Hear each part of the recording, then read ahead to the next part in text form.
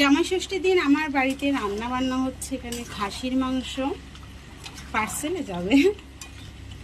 এবারে এখনো পর্যন্ত বাপের বাড়ি যেতে পারিনি জামাই ষষ্ঠীতে।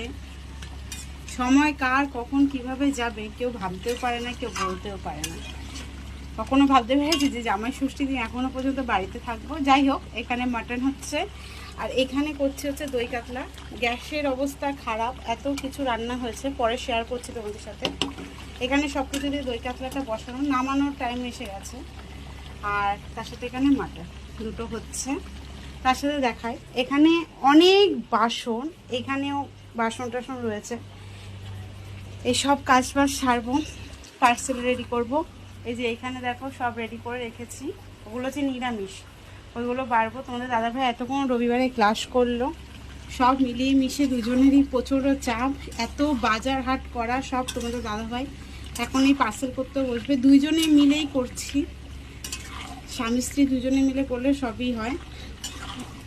তো দুজনে ভালোবেসে এই কাজটাকে মন দিয়ে করছি। জানি না কি হবে ভবিষ্যতে, কিন্তু খুব ইচ্ছা আছে কিছু একটা হওয়ার। আর এই যে এখন নামাবো এটা।